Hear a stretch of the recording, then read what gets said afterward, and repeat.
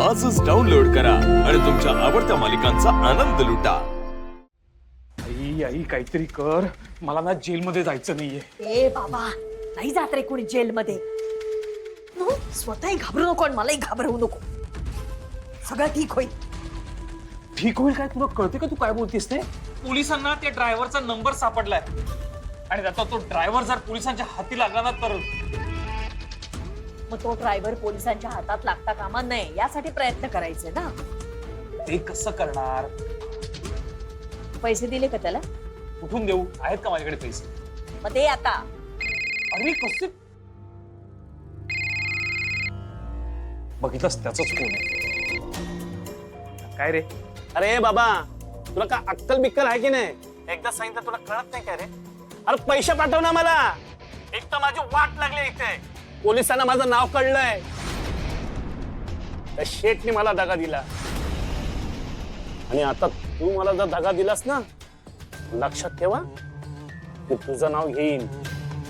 ए तू धमकी देऊ नको, नाही देत पैसे। ए ए ए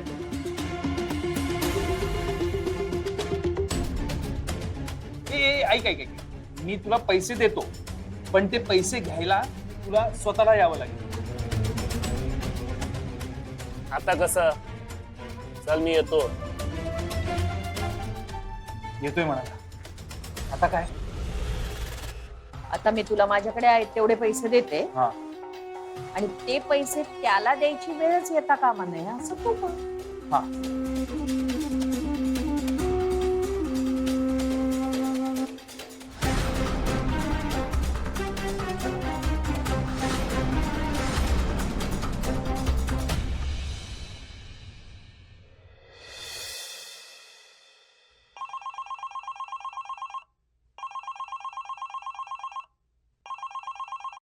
बोल अप्पर।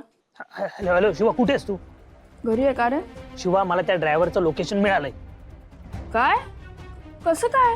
अगं भाई, केला ना जुगाड, फिरवलंय फोन, मिळाला नंबर। बघ तू कुठे आहे, तिथून लवकर निघ चल। भाई तू मला लोकेशन पाठव आणि तू गॅरेजवरच थांब, कळलं? तुला एकटीला जाऊ देणार नाही आम्ही पण येतोय। ऐका माझं, तुम्ही मला लोकेशन पाठवा, मी जाईन तिकडे। माहितीये ना तो माणूस किती डेंजर आहे। अगं पण शिवा ऐक आमचं। अजिबात नाही। चंदनला किती त्रास दिला बघितलं ना आपण।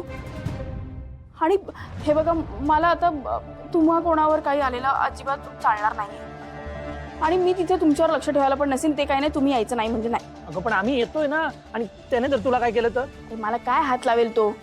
मी तुम्हाला माझं लोकेशन पाठवून ठेवते, मला गरज पडली तर मी तुम्हाला सांगेन, ठीक आहे? मी फोन करीन तुम्हाला, तुम्ही यायचं नाही म्हणजे नाही। बरं ठीक आहे, तू काय ऐकणार नाही आमचं, पण हे बघ तू कॉल करणार आम्हाला आणि काळजी घेणार स्वतःची। हो, मला लोकेशन पाठव।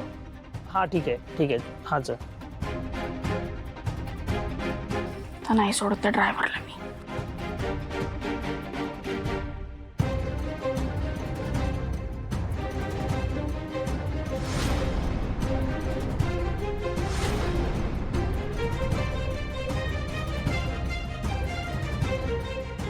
शिवा,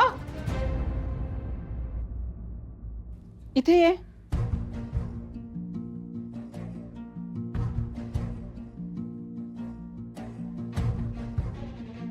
शिवा, का काय हे जेवण अर्धवट सोडून कुठे निघालीस? नाही, जेवण होत होतं तेवढ्यात मला एक फोन आला अर्जंट। अगं हो, पण निघालीस कुठे? सीताई, मी आता तुमच्याशी खोटं नाही बोलणार, पण म्हणजे रॉकीच्या संबंधितच काहीतरी आहे ना?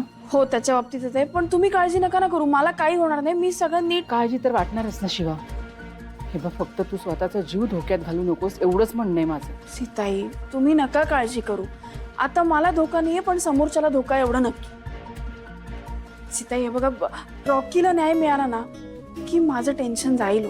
शिवा, फक्त तुझंच नाही ग, आपल्या संपूर्ण घराचं टेन्शन जाईल। आपलं पूर्ण घर पुन्हा एकदा नवीन श्वास घेईल। तू स्वतःची काळजी घे, हा? आणि काही लागलं तर फोन कर। हो सीताई, मी तू थांब थांब, अरे थांब, आले। अहो सीताई, मला उशीर। आले।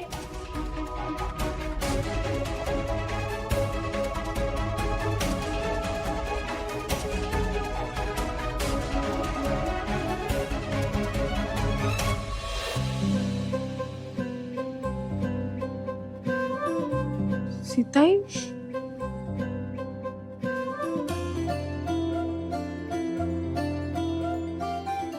थँक्यू येते. काळजी घे ग. हो.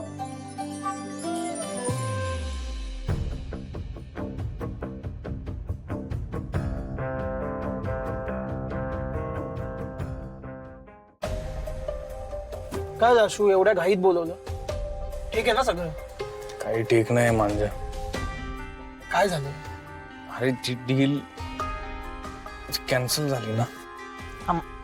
माझ्या कानावर आलं ते. फार टेन्शन आलं यार मांजा. माझ्या कंपनीत एम्प्लॉईज ना सुद्धा सगळे खूप कन्फ्युज आहेत. काय करायचं कोणाला कळत नाहीये. आणि हे असं काहीतरी खूप मोठा डिसिजन एक घेतलं ना की की सगळंच बदलतं कंपनीत. माइंडसेट बदलतो लोकांचा.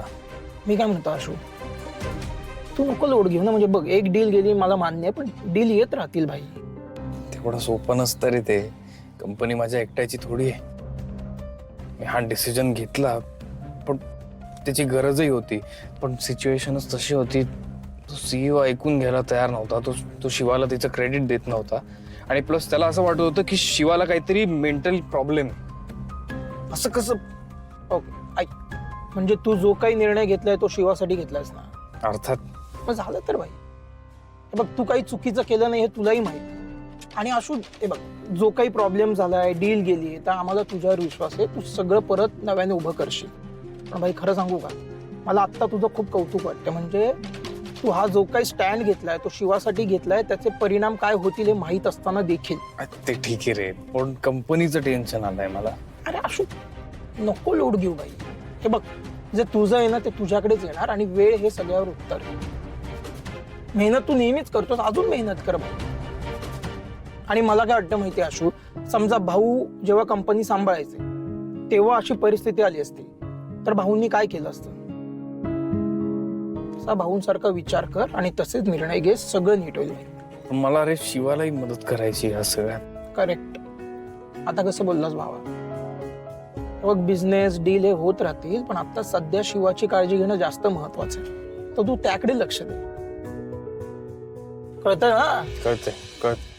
हो, फ्रेश होणार भावा सगळं नीट. हा, चल आता मी आलोच आहे, तर मस्त कॉफी पिऊ.